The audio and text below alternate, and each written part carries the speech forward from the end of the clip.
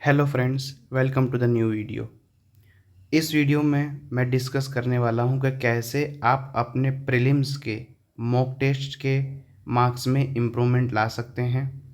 बहुत सारे स्टूडेंट्स का या फिर बहुत सारे एस्पिरेंट्स का ये कमेंट था कि हमारे मॉक टेस्ट में मार्क्स नहीं बढ़ रहे हैं।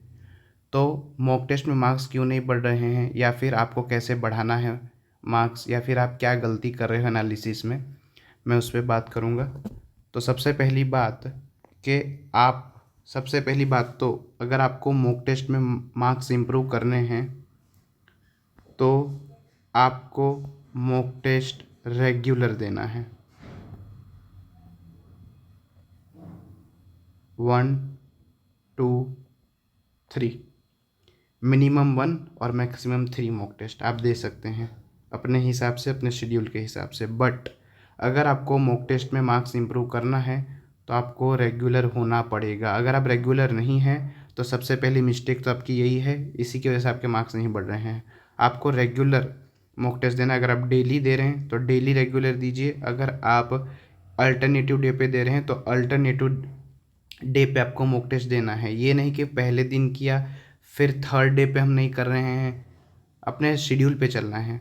अदरवाइज़ आपका तुरंत ही स्पीड और एक्यूरेसी डाउन हो जाएगा। तो ये बड़ी मिस्टेक मत कीजिएगा। रेगुलरिटी बहुत ही इंपॉर्टेंट है। अगर आप रेगुलर हैं, ये सारी भी चीज़ें ठीक है, उसके बाद भी अगर आपके मार्क्स इंप्रूव नहीं हो रहे हैं तो आपको कुछ पॉइंट्स जो मैं यहाँ बताने वाला हूँ वो आपको माइंड में रखने हैं, क्योंकि शायद आप उस एनालिसिस में गलती कर रहे हैं। आपके मार्क्स इंप्रूव नहीं हो रहे हैं, इसका मतलब आप जो अपने वीक पॉइंट है उस पर काम नहीं कर पा रहे हैं। तो सबसे पहले आपको अपने मॉक टेस्ट के अंदर एनालिसिस क्या करना है। सबसे पहले आपको एनालिसिस करना है कि आप जब भी मॉक टेस्ट लगा रहे हैं तो उसमें रॉन्ग क्वेश्चंस आप कितने कर रहे हैं। रॉन्ग क्वेश्चंस जो है बहुत इंपॉर्टेंट है। उसका रीज़न ये है कि कभी भी हम जब रॉन्ग क्वेश्चन करते हैं तो उसके कुछ रीजंस होते हैं। उसमें एक रीज़न होता है कि हमने सिली मिस्टेक कर दी। Because of the silly mistake आपके मार्क्स जा रहे हों, या फिर और रीज़न हो सकता है लेक ऑफ क्लैरिटी, मतलब आपको अभी भी कॉन्सेप्ट में क्लैरिटी नहीं है। ठीक है, सिली मिस्टेक की वजह से एक तो मार्क्स जाते हैं, आपको लैक ऑफ क्लैरिटी है, आपको कॉन्सेप्ट क्लियर नहीं है उस चैप्टर का, या फिर रीज़न हो सकता है प्रैक्टिस, कि आपने अभी इनफ प्रैक्टिस नहीं किया उस पर्टिकुलर चैप्टर की। तो अगर आपके क्वेश्चंस रॉन्ग हो रहे हैं और इसमें से कोई वो रीज़न है तो आपको पहले वो क्लियर करना है। अगर आप सिली मिस्टेक कर रहे हैं तो ध्यान रखिए कि आप कौन सी कंडीशन भूल रहे हैं। कुछ ना कुछ आप पढ़ने में गलती कर दे रहे हैं, समझने में गलती कर दे रहे हैं। अगर आपको लैक ऑफ क्लैरिटी है, लैक ऑफ कॉन्सेप्ट क्लैरिटी है, तो आप उस चैप्टर को रिवाइज कीजिए, जाके वापस उसके वीडियो लेक्चर्स देखिए। और अगर ये दोनों नहीं है लेकिन शायद कहीं ना कहीं प्रैक्टिस की वजह से आप लैक कर रहे हैं, तो आप जाके उस पर्टिकुलर चैप्टर की प्रैक्टिस कीजिए। तभी आप उस पर्टिकुलर सेक्शन को टैकल कर पाएंगे, उसमें इम्प्रूव कर पाएंगे, और तभी वो मॉक टेस्ट में दिखेगा।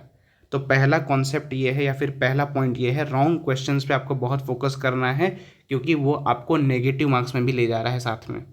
पहली बात तो ये हो गई। सेकंड, आपको ये देखना है कि ऐसे कौन से क्वेश्चन हैं जहाँ आप बहुत ज़्यादा टाइम ले रहे हैं, विच टेक मोर टाइम, मतलब आप कर तो ले रहे हैं बट टाइम में नहीं कर पा रहे हैं। उन क्वेश्चन को मार्क कीजिए, उस टॉपिक को मार्क कीजिए, पर्टिकुलर चैप्टर को मार्क कीजिए। क्यों? क्योंकि वहाँ आपको एक ही काम करना है, वहाँ आपको प्रैक्टिस की बहुत नीड है। वहाँ आप प्रैक्टिस में गलती कर रहे हैं। ओके, वहाँ आपसे गलती प्रैक्टिस में हो रही है कि आपने उस कॉन्सेप्ट को तो समझ लिया, लेकिन आपको टाइम ज़्यादा इसलिए लग रहा है क्योंकि आपने प्रैक्टिस कम रखी है। हमको कैसे मालूम चलेगा कि टाइम ज़्यादा लग रहा है? बिकॉज देखो, बड़ा सिंपल है। आपने जब मॉक टेस्ट दिया, सपोज आपने वो क्वेश्चन 35 सेकंड्स में कर दिया, बट आप जब खुद आफ्टर मॉक टेस्ट उसको लगाने गए तो वो 10 ही सेकेंड में हो गया। इसका मतलब क्या? आपकी प्रैक्टिस नहीं थी। अगर आपकी प्रैक्टिस अच्छे से होती तब उस टाइम पे भी उसको फटाफट कर लेते। या फिर वहाँ ऑलरेडी मॉक टेस्ट के एनालिसिस में लिखा होता है कि नॉर्मली एवरेज स्टूडेंट्स का कितना टाइम ले रहा है। आपका अगर उससे कम आ रहा है तो ठीक है, अगर उससे ज़्यादा आ रहा है इसका मतलब शायद ये और जल्दी हो सकता था, लेकिन लैक ऑफ प्रैक्टिस हम नहीं कर पा रहे हैं। तो सेकेंड कंपोनेंट ये है कि क्वेश्चन जिसमें ज़्यादा टाइम लग रहा है उसमें आपको प्रैक्टिस ज़्यादा से ज़्यादा करनी है। इस तरीके से जब एनालिसिस होगा मॉक टेस्ट का तभी इंप्रूवमेंट आएगा। सिर्फ लगाने से कुछ नहीं होगा। लगाने के बाद देखना भी है कि किस तरीके से हमें टॉपिक्स को इम्प्रूव करना है, किस तरीके से हमें सेक्शंस को इम्प्रूव करना है, क्या हम गलती कर रहे हैं, कैलकुलेशन वीक है, सारे पॉइंट्स पे काम करना पड़ेगा, तब इम्प्रूवमेंट दिखेगा, वो बहुत ही स्लोली। थर्ड थिंग मैं आपको बता देता हूँ जो कि बहुत इंपॉर्टेंट है, questions you have to leave. ठीक है ना, ये बहुत इंपॉर्टेंट है कि हम क्या कर रहे हैं, हम मॉक टेस्ट में कुछ ऐसे क्वेश्चन उठा ले रहे हैं जो करने ही नहीं थे, जो बहुत टफ थे। हमें कैसे मालूम चलेगा? बहुत सिंपल है, मॉक टेस्ट की प्रैक्टिस करने के बाद ही मालूम चलेगा। बहुत बार आप प्रैक्टिस करोगे तब आपको आइडिया लग जाएगा कि कौन से क्वेश्चन पिक करने थे। तुरंत ही आइडिया नहीं आता, आपको क्वेश्चन लगाना भी पड़ेगा। मैं भी पहले उसे थोड़ा करने की ट्राई करता था, लेकिन मुझे आइडिया लग जाता था कि ये मेरे से नहीं बनने वाला, तुरंत मैं उसको लीव कर देता था। नॉर्मली हमें आता सब है, लेकिन हम एक ऐसी जगह जाके स्टक हो जाते हैं किसी ऐसे क्वेश्चन पे जो हम नहीं कर सकते, उसकी वजह से हमारे मार्क्स आते ही नहीं फिर, और बाकी पेपर छूट जाता है। तो आपको ये प्रैक्टिस से सीखना पड़ेगा कि कौन सा क्वेश्चन पिकअप करना है और कौन सा छोड़ना है।